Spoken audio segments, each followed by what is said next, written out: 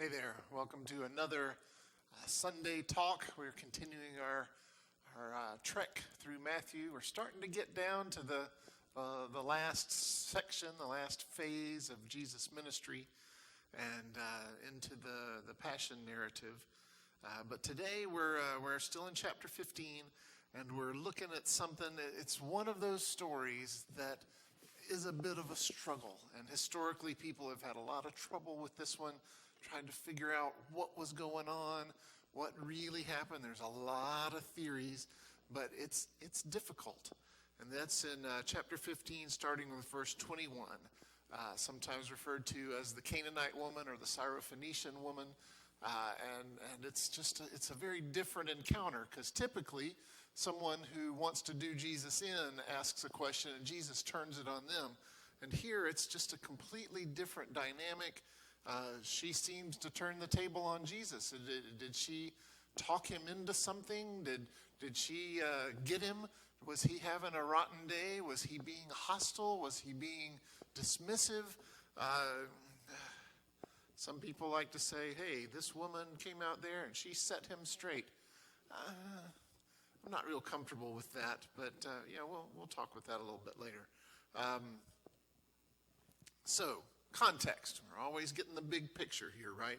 So remember what has just happened.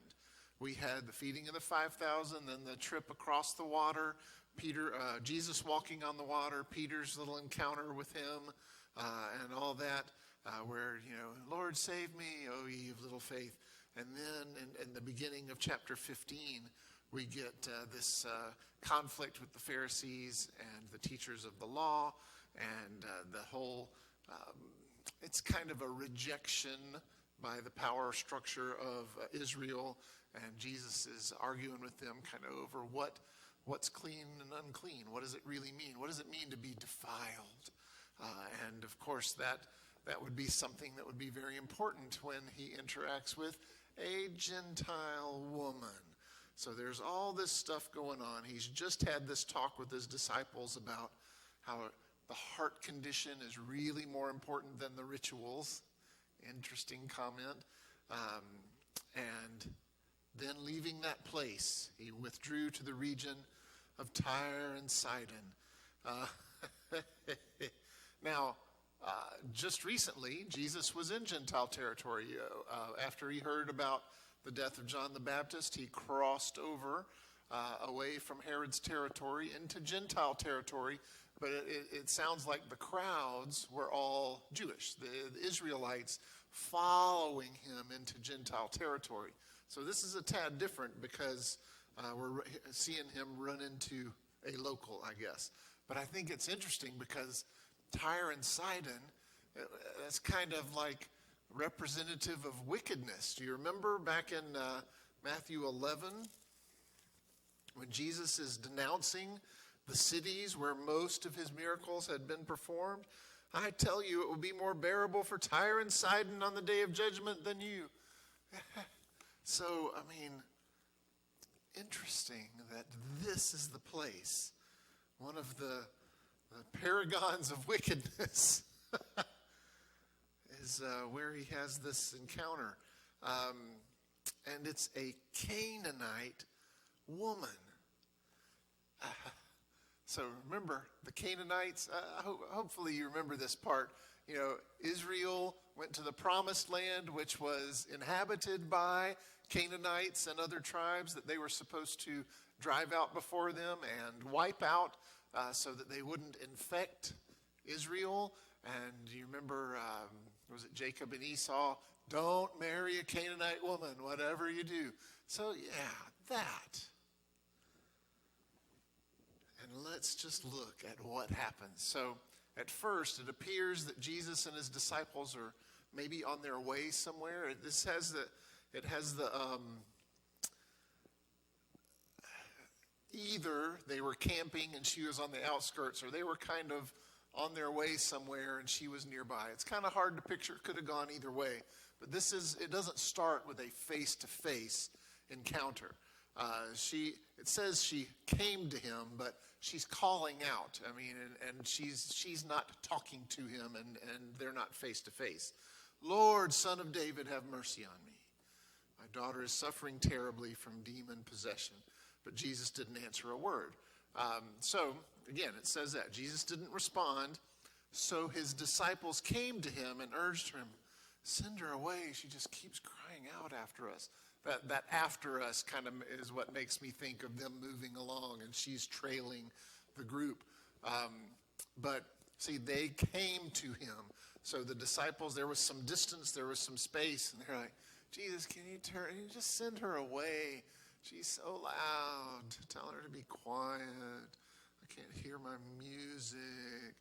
Dad, he's touching me. Sorry, van flashback. But look at the words she uses. This is really interesting. Lord, which especially in Matthew, but this is a general statement. This is what believers call Jesus. Not rabbi, not teacher, not hey you, Lord. That's how insiders address Jesus. Lord, Son of David. There's that prophetic part. This is straight out of the Old Testament scriptures.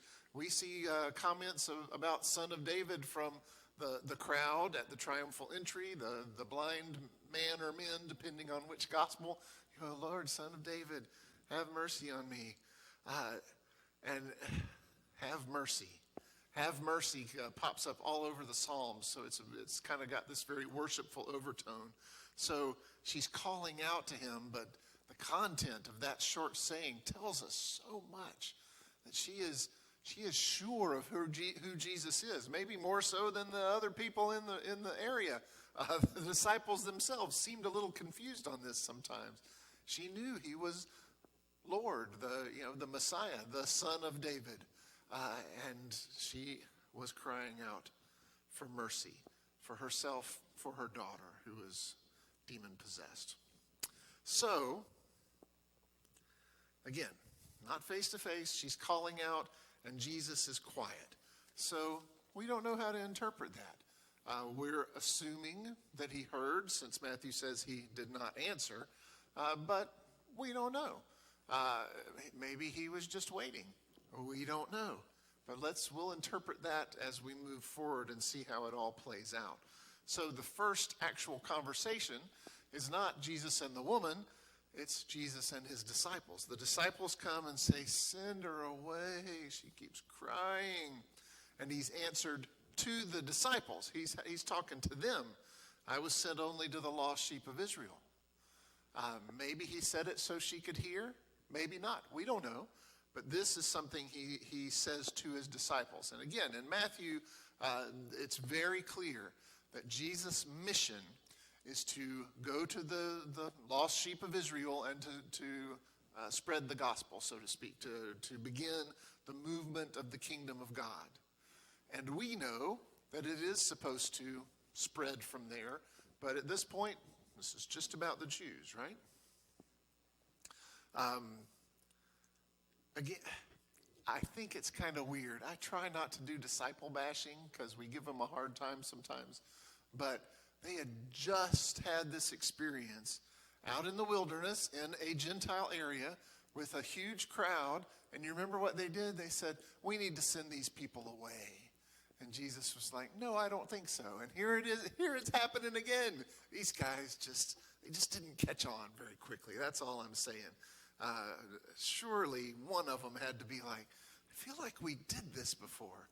But Jesus reemphasizes his mission, and then look what happens. She doesn't say, oh, well, he's not here for me. Oh, he's got other fish to fry.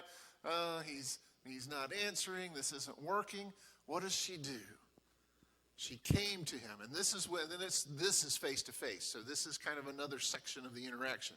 She came and knelt before him. It could also be translated worshipped before him. This isn't just, like a knight in shining armor. This was throwing herself at Jesus' feet, really. And so she's in a position of worship and says, Lord, help me.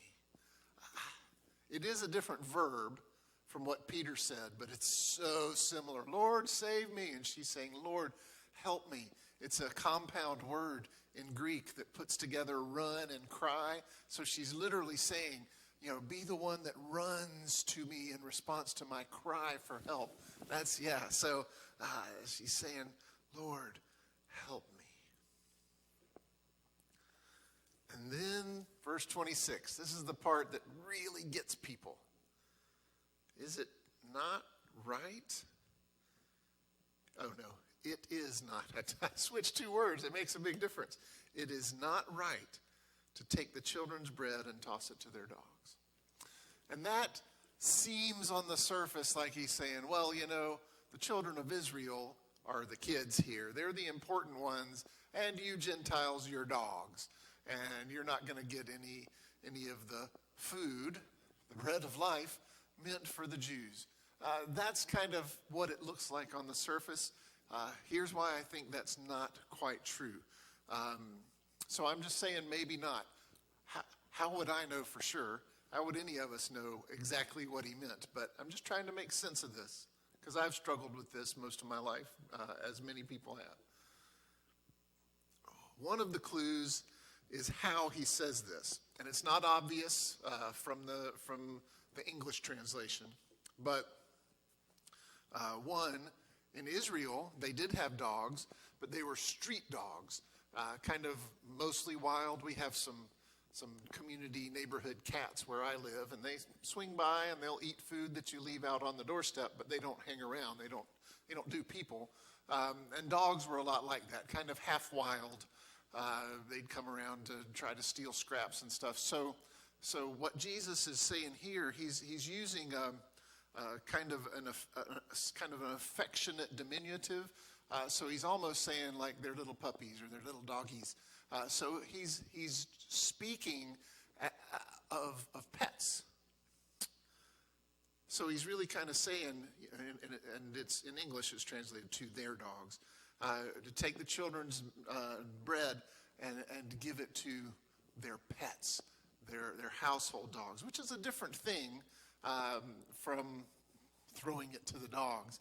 And again, that would not have been an Israel thing, but other cultures did have pet dogs. We have pet dogs. A lot of us have dogs, and they're kind of like part of the family. But when we fix supper, the people eat first, and then the dogs get what's left. Some of you may do other things, but that's been typical in my family and in many that I've seen.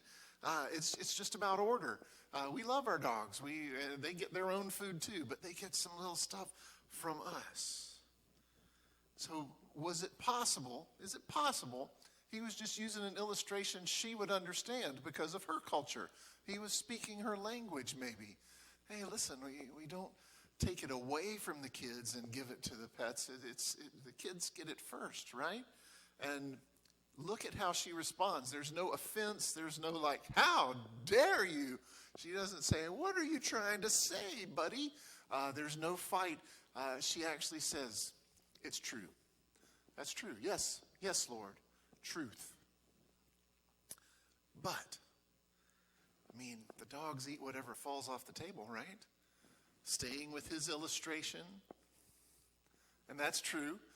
When our kids were younger, dogs were really, really handy. They knew if somebody said, oops, they would come flying around the corner because they knew something got dropped. And they never said, well, we're going to wait until it's our turn. No, it's on the floor. It's fair game for the dogs. So hopefully us dog owners can kind of make sense of that. And then look at Jesus' response. She just says, hey, dogs are happy to get the scraps, right? And he's like, wow, what great faith. So what was it? What was he talking about? Was it great faith that made her realize that dogs are happy to get crumbs? Was it great faith that made her not get offended when he said something that could have made her think she was being compared to a dog? I think it's something else. And that's why I want us to kind of revision this story. Because there's a couple of parallels that are really important, and then I'll tell you what I think this is communicating to us. But, Jesus just saying, you have great faith. We get a parallel to the Centurion, who was, as far as we know, the other Gentile. And remember, the Centurion came, said, I've got this servant, and Jesus, remember, in English, it looks like a statement, but it could easily have been a question. You want me to come with you? And he's like, oh, no. See, there was like a bit of a challenge, and he came through, just like the woman did. He's like, oh, all you have to do is say the word, and it's done. And Jesus is like, that's some serious faith. This guy gets it. Here he has a woman come to him, ask him for something. He presents a challenge. She's like, hey, listen, even dogs will take the crumbs. I'm good with whatever. And he's like, that's real faith. So we get a couple of Gentiles who, against all odds, totally get it. And you might find yourself thinking with either one. One's a soldier, just the fact that it was a soldier in the Roman army. It could have been from almost anywhere. Probably not Jewish, but really almost anywhere. They conscripted as they went and conquered places. And somehow, this guy, who, as far as we know, had not been following Jesus around, maybe had heard rumors, but probably hadn't been with him much, somehow knew this guy's got authority and he can make this happen. Wow! And this woman, who could not have been in on much or any of what had gone on, how did she know? How did she come to the conclusion that Jesus was the Son of David? How was it that she was addressing him as Lord? How did she come to belief when she was separated from Jesus' ministry and had at best maybe observed some things from afar? Mind-blowing.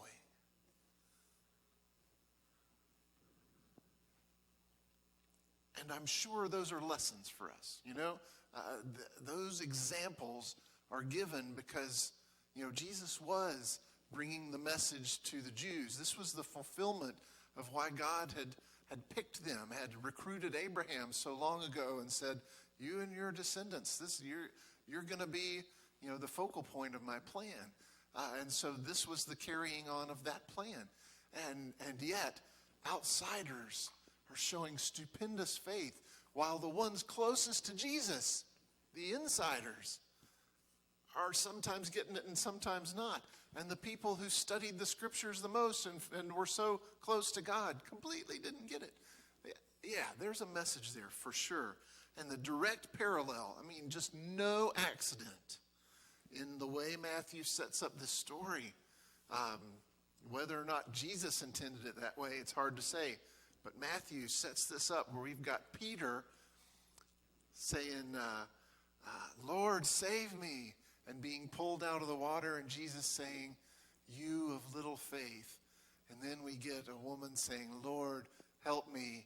And he's like, oh, great faith. Clearly we're supposed to hold these up side by side and learn something from that. Clearly. We've just got to figure out what it is we're learning. So, first thing, did Jesus have a bad day? Was Jesus feeling tired or frustrated or angry? Was he just in one of those moods and he was snappy, was dismissive, just wanted to get this woman off of his back? I have heard people contend that this is the case. And I can sum my answer up quite easily. No, that is not what happened. This is just me. You can decide for yourself, but really, you think being tired and hungry would trip this guy up? Really? We know later just how far he was pushed and was still faithful to what God had called him to do and be. But really, if being hungry and tired would trip him up, don't you think he would have turned some stones into bread or jumped off the top of the temple? 40 days with no food and then the devil personally working him over. If that doesn't mess you up, really, gosh, I haven't eaten today, or bread for breakfast again. Oh, a blister on my toe. That's not going to do it. It just doesn't add up. There is no way that my Jesus messed up in this story. That's how I'm going to finish that. You might have a different version of Jesus. Mine did not mess up. He was very purposeful every step of the way. And so I think he was teaching us something. And maybe she was being taught something too. Maybe those disciples who were observing this were supposed to learn something. But I know there's a couple things that we should be taken away from this. I said a couple, maybe three. This is a story about salvation. It tells us something about God's plan and the power of his saving mission for us. Yes, there was a plan. God announced it. Jesus said this was the plan. Jews first, then the Gentiles. We know it was already lined up. They wouldn't have known at this moment. Jesus did. They didn't. After Easter, it's Gentile time. Jews first, then the Gentiles. That was the plan. It was already in motion. But the kingdom is not confined. I mean, you can't just say, oh, well, this is the plan. Stay with me. There's still a plan, right? Does God have a plan? Is not the kingdom coming to earth eventually? Are we not somewhere between the beginning of the plan and the end of the plan? The kingdom isn't here yet. God has not ended time. Jesus hasn't returned. But, does God's plan confine God? Is he bound by his own plan? I'm going to say, why would he be? I make plans all the time, and then I'm like, I'm going to change it. God may not be like that, but he cannot be confined by anything, not by our theology, not by even a statement made by Jesus. It's not confined that way. So is it safe to say, even though the kingdom will come someday in the future, that it still interrupts, injects, erupts into our life all the time? Is that not true? I'm saying yes. And should we be able to look at this story and realize Jesus is focusing on the Jews, but that doesn't confine the saving work of God. He's not limited by that plan. That's the guideline. That's the plan. And when faith is at work, God's saving power is at work. And his love and his compassion for people just can't be confined, even by his own plan. That's where I'm going with that. So that's one thing, just the nature of God's plan and saving power. It's about salvation here. And it's just something that can break out, can't it? It's also probably the main thing is just the idea of a worshipful struggle. Because this woman struggles. And, the story isn't long.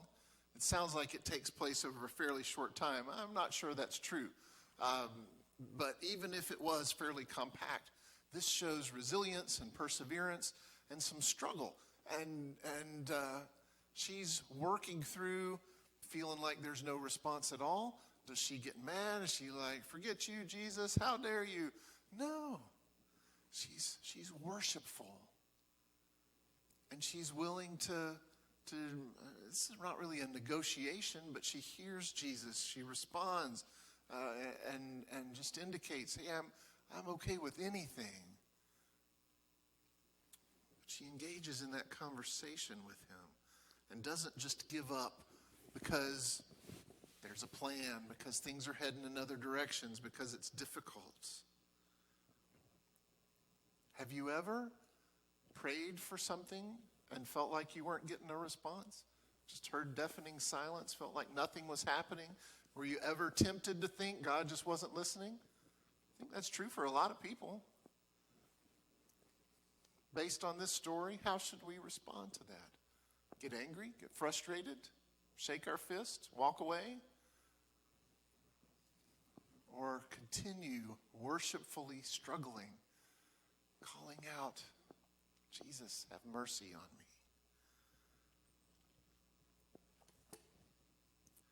We don't want to be the people who assume God doesn't care, who just throw in the towel and say, this is all just a crock. I'm not sure I really believe this anymore. Do we want to be like, well, maybe God's having a bad day and just blowing me off? No.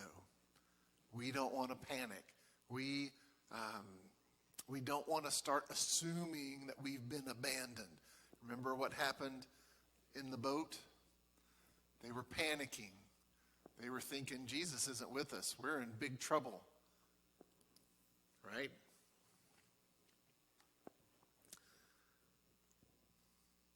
We can keep, no matter what happens, no matter what struggle, whether it's silence or just the long, long wait that comes with God's timing sometimes.